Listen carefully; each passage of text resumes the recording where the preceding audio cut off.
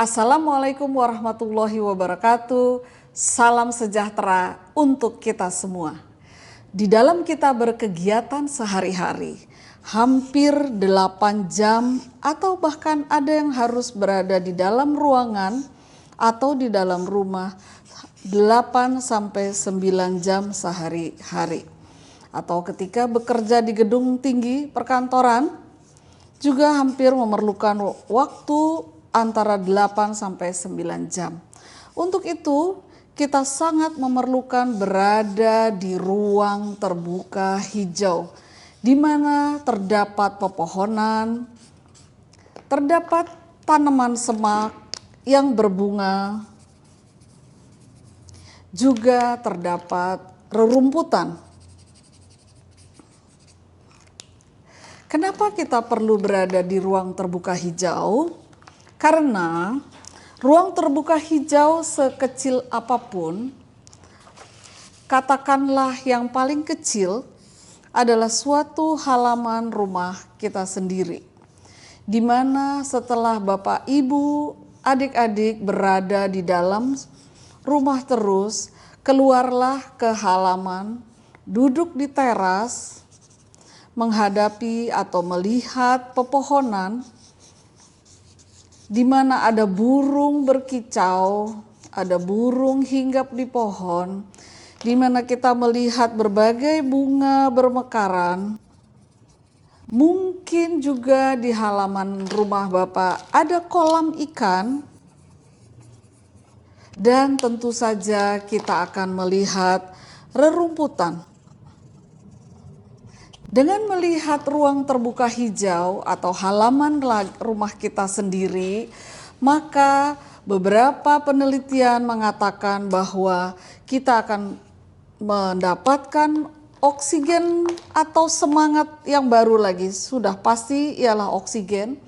Yang kedua adalah kita dapat mendapatkan semangat baru untuk memberikan inspirasi agar kita lebih berkegiatan dan produktif lagi. Sebuah taman atau sebuah ruang terbuka hijau, sekecil atau sebesar apapun, itu biasanya akan terdiri dari pohon yang baik dia berdaun saja, memberikan keteduhan, atau dia juga memiliki bunga-bungaan sehingga akan merangsang indera penglihatan kita, atau dia akan memiliki bunga yang wangi sehingga juga akan memberikan rangsangan kepada indera penciuman kita. Pohon yang besar tadi mungkin juga akan didampingi oleh pohon palem dengan batangnya yang kokoh dan daunnya yang sangat menarik. Sebagai kelengkapannya, maka biasanya ada rerumputan. Ada rerumputan yang mana kaki kita ketika menginjak akan merasakan bersentuhan dengan alam. Atau seperti tadi ketika saya katakan bahwa mungkin juga banyak bebungaan yang akan memberikan kita spirit terhadap semangat bahwa hari esok akan menjadi lebih baik. Juga jangan lupa, kalau ada suatu kolam, maka ada ikannya di dalam kolam tersebut. Apa yang akan ingin saya sampaikan di sini ialah semua ini merupakan makhluk hidup. Tanaman, pepohonan, bunga-bungaan, atau ikan yang berada di kolam, semua merupakan makhluk hidup yang tentu saja perlu dipelihara.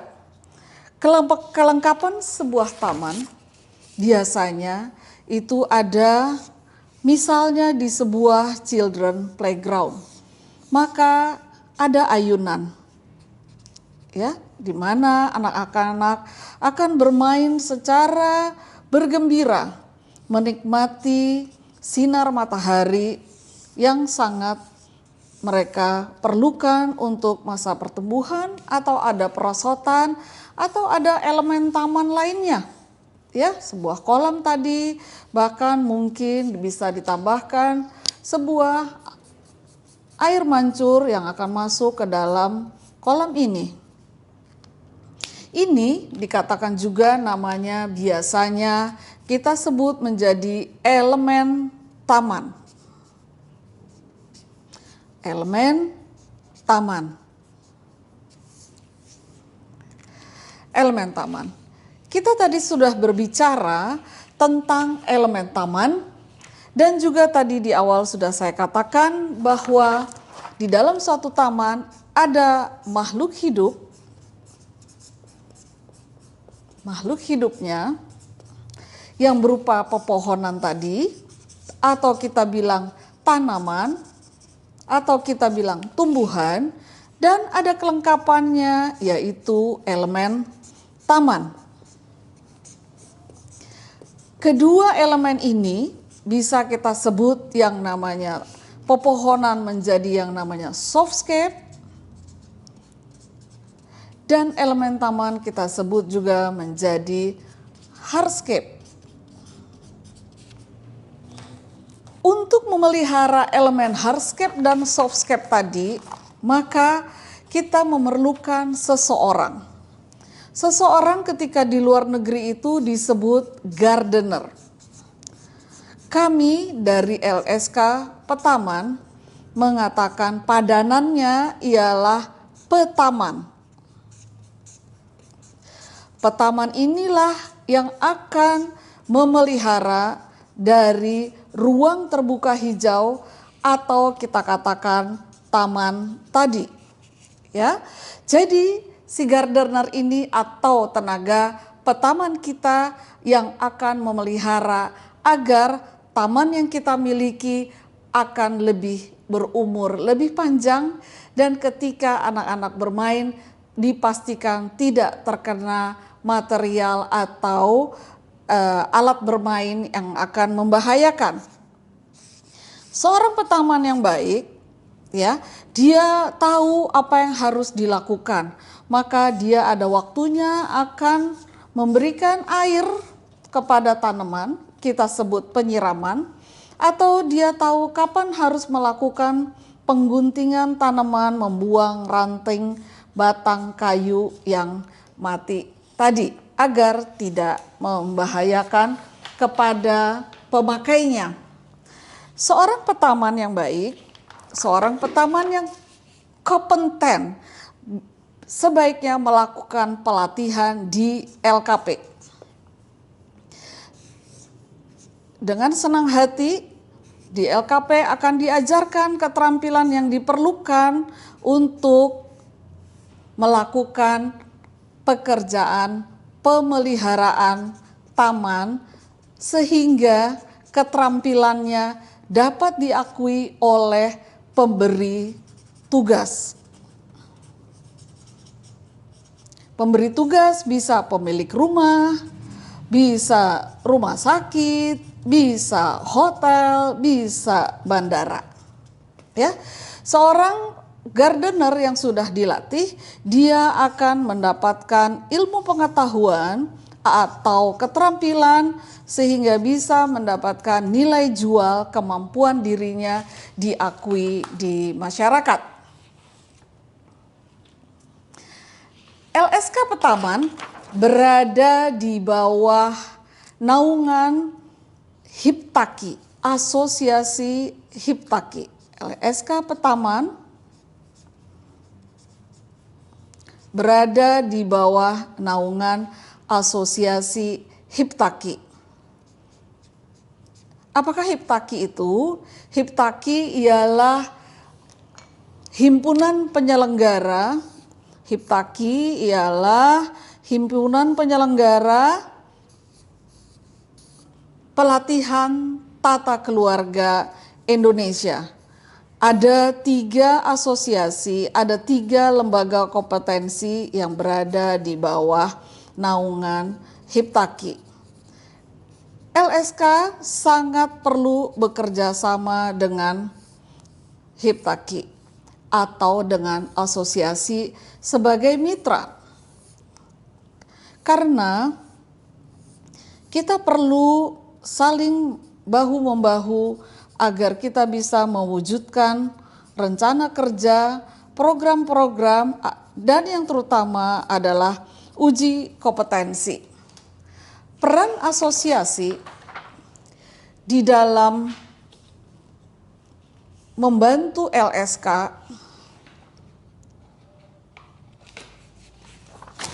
yaitu di dalam membentuk profesionalisme SDM. Ya, sehingga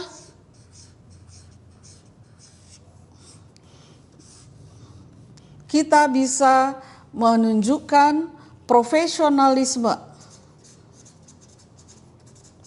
yang profesional SDM dan kelembagaan. Juga peran asosiasi akan membantu di dalam jaringan IDUKA. IDUKA ialah industri, dunia usaha, dan dunia kerja.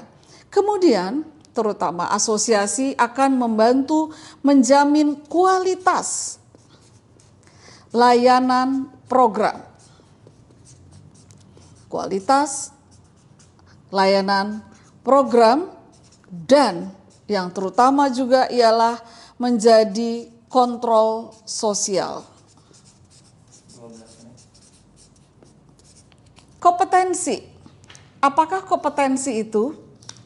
Menurut Kerangka Kualifikasi Nasional Indonesia, kompetensi yaitu kompetensi diartikan sebagai kemampuan yang dibutuhkan untuk melakukan atau melaksanakan pekerjaan yang dilandasi oleh pengetahuan, keterampilan, dan sikap kerja.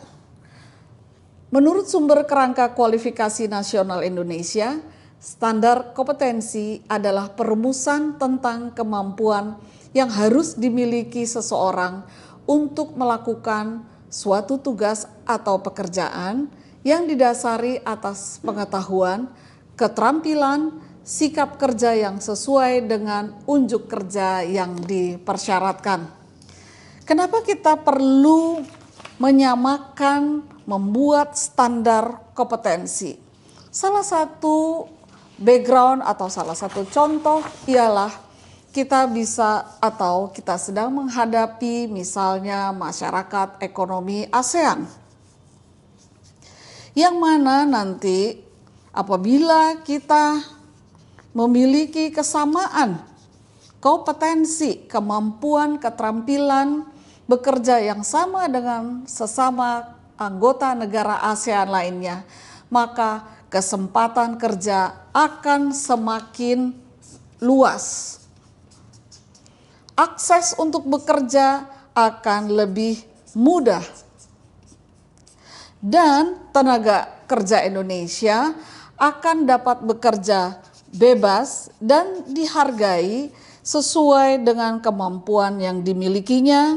Artinya tenaga Indonesia akan sama dan dinilai harganya sama dengan kemampuan dari negara ASEAN lainnya.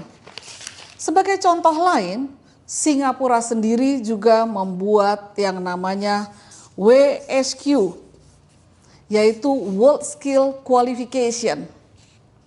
Apakah kegunaannya atau keuntungannya World Skill Qualification di Singapura untuk tenaga kerja itu sendiri? Yaitu jelas bahwa untuk tenaga kerja dia akan dibekali dengan skill ya yang applicable. Oke, di Singapura juga mereka membuat standar seperti ini dan dia akan diakui oleh industry recognition. industrinya sendiri, yang jelas juga tenaga kerja akan menikmati kesempatan meniti karir yang lebih maju, dan juga jangan lupa dan penting sekali, dunia industri akan lebih memilih kepada Anda atau tenaga kerja yang sudah dibekali dengan keterampilan. Utamakan, jadi diutamakan ya, bahwa tenaga kerja yang telah memiliki keterampilan khusus dan memiliki sertifikasi akan memiliki kesempatan yang lebih banyak. Sementara di segi pemberi tugas, menurut World Skill Qualification di Singapura, pemberi tugas akan lebih senang karena tenaga kerjanya sudah terampil dan produktif. Kemudian pemberi tugas akan lebih senang karena mendapatkan staf atau tenaga kerja yang sudah bisa langsung align, sejalan dengan value dan lebih mudah menerima value dari perusahaan atau organisasi. Juga pemberi tugas akan lebih senang karena tenaga kerja tersebut akan lebih mudah untuk beradaptasi terhadap perubahan. Jadi mudah beradaptasi terhadap satu perubahan. Kemudian juga tenaga kerja atau pemberi tugas akan bisa menikmati karena dunia industrinya lebih berkompetitif. Dengan tenaga kerja yang terampil, maka perusahaannya akan memiliki nilai yang kompetitif dan siap bersaing, juga akan lebih dalam menerapkannya sesuai dengan framework atau kerangka dari perusahaan. Rencana kerja asosiasi tentang UJK yaitu sosialisasi UJK. Ini ialah penting, sosialisasi UJK, membentuk DPD dan DPC, melakukan mapping DPD dan DPC sesuai bidang, pengembangan sasaran target peserta UJK, dan 4. Membuat layanan pengaduan. Sosialisasi SKL, pembinaan instruktur, sosialisasi SKL pada calon peserta uji. 2. Sosialis dan penguatan pembinaan dan punishment untuk penyelenggara UJK. Maka kesimpulannya ialah asosiasi profesi sebagai mitra naungan dari lembaga sertifikasi kompetensi memiliki peran terhadap jalannya uji kompetensi sangat besar. Maka asosiasi profesi atau asosiasi mitra harus bekerja sama bahu-membahu, hand in hand agar dapat program UJK ini bisa terlaksana dan dikawal berjalan dengan baik. Kesimpulan yang kedua ialah menggalakkan uji kompetensi untuk memenuhi kebutuhan industri, dunia usaha, dan dunia kerja di dalam rekrutmen tenaga kerja yang memiliki keterampilan. Bagi tenaga kerja sendiri akan mendapatkan kesempatan yang lebih untuk memasuki dunia industri yang terus berkembang dan terus bertumbuh. Terima kasih.